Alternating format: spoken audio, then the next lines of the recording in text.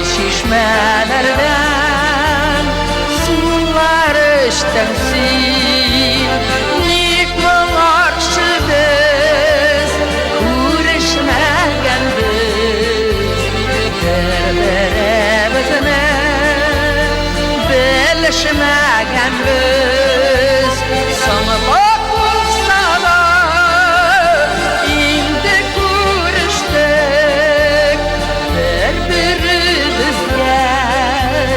va'da berishdik.